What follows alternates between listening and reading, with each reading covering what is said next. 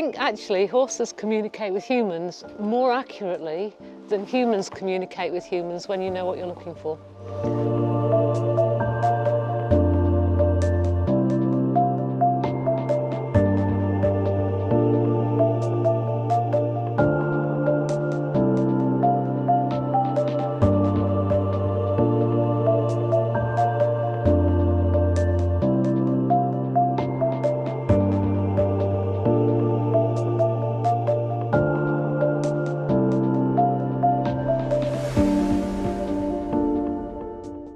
Horses communicate with the body, particularly the eyes, the ears tell you a lot.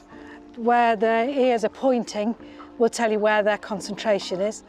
She's got her ears pointed towards that hay net that she's just pinched hay from, so she's probably half aware of where that hay net is. She's listening to me. Her eyes are giving me that sideward look saying, you're not letting me do what I want. The tail in particular is a really good communicator. That will swish either angrily or it could swish gently just to get rid of flies.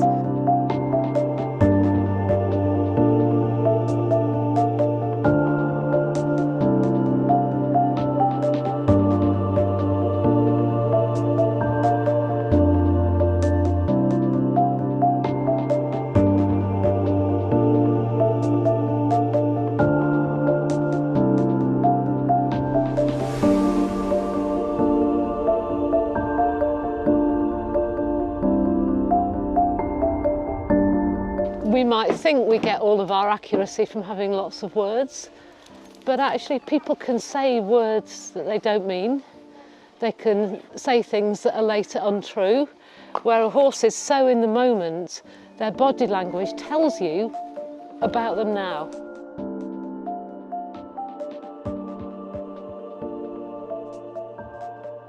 That yawning is it's not scientifically proven, but it's thought to be the horse coming down from an adrenaline hit. And adrenaline is the chemical that has us running and jumping and leaping, running away from things.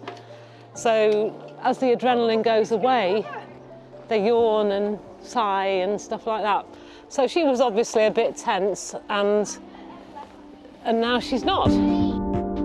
It's interesting for me, this isn't my horse, I've met her once before, but because horse language is so universal, it doesn't matter whether I've met her before or not, I can still read her and see her worries and her tension and have half a clue about what will help her relax. I'm Chrissy Ivings. I'm a clinical psychologist with additional training in equine assisted therapy. And this is my horse Amber. She's one of our therapy horses. We have 4 therapy horses here. And we do a range of assessments and interventions with vulnerable young people, mostly children in care. The reason therapeutic work with horses is so useful is because a lot of children in care don't engage with traditional psychological therapies.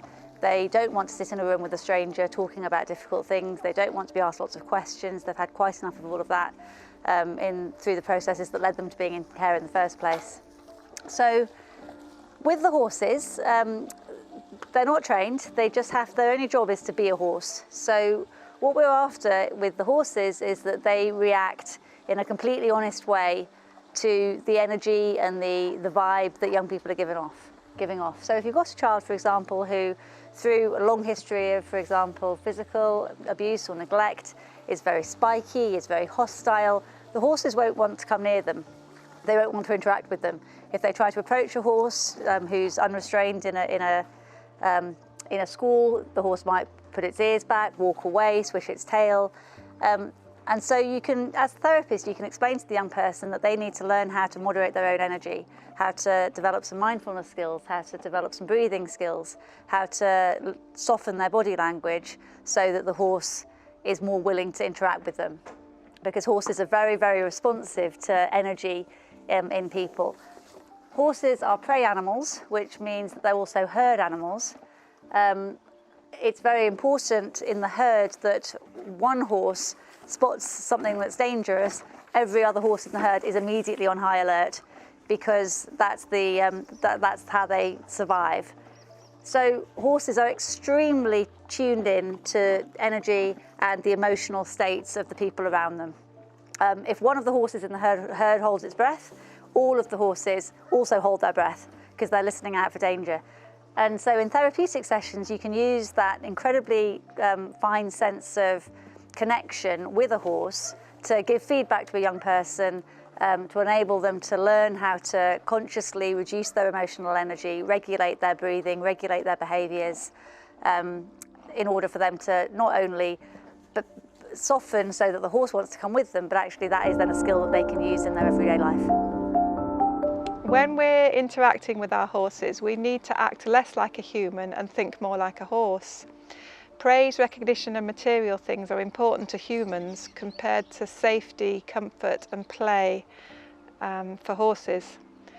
Comfort for them comes from harmony within the herd that's got an established hierarchy.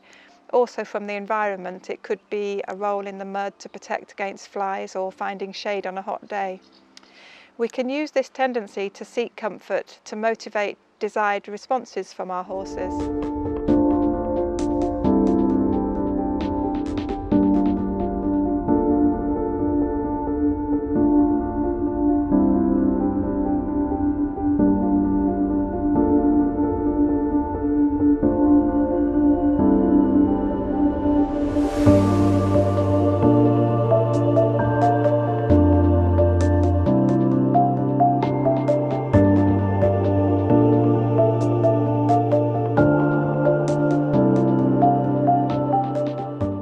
Since horses seek comfort, we can train them through release rather than incessant pressure or force. We can motivate them to seek release and take advantage of their sensitivity to pressure to teach them to lead, follow, drive, jump, go, stop and respond to the seat, rein and leg pressure. Horses' desire for play is an expression of friendship and exuberance and dominance. Their play involves moving other horses forwards, backwards, in circles, sideways and squeezing through narrow places. And we can imitate these games by moving them from a touch or a simple suggestion.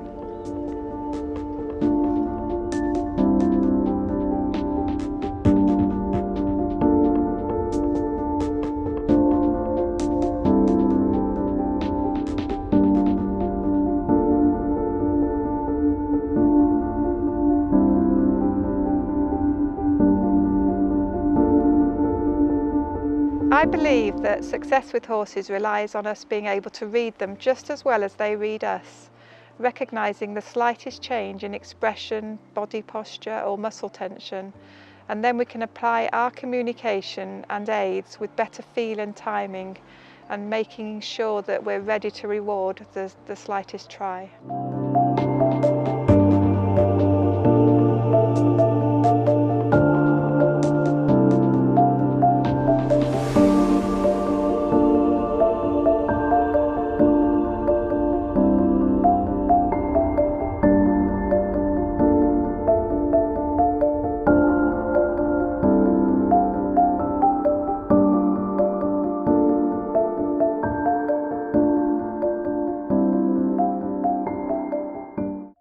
Hi, my name's Lucy Chester. I'm a horsemanship trainer here in the UK, and I'm going to talk to you a little bit about horse communication and how they communicate with us.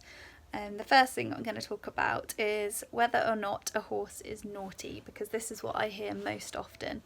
And I don't believe that horses are ever naughty. I think sometimes we label their behaviour as naughty because they're not doing something that we want them to do, or they're behaving in a way that we perceive to be naughty when actually they're just being a horse.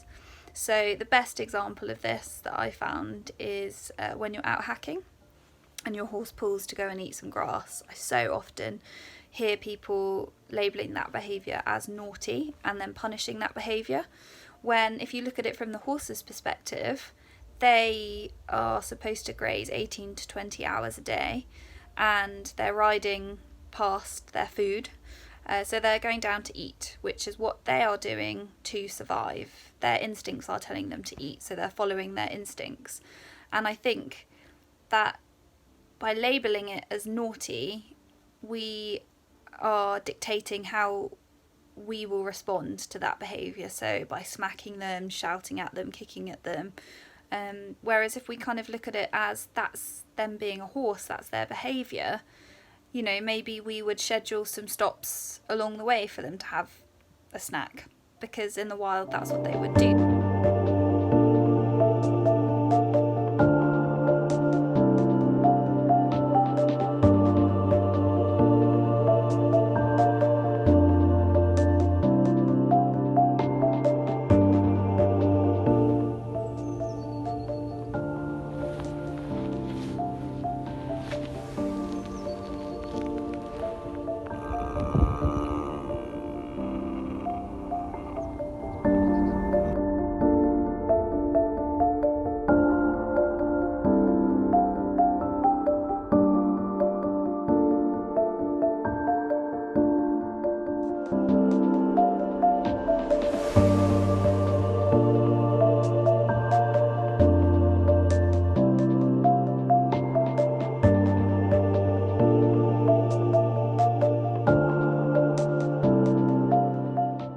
Often horses respond to too much pressure or pain or discomfort by bucking, by rearing, by biting.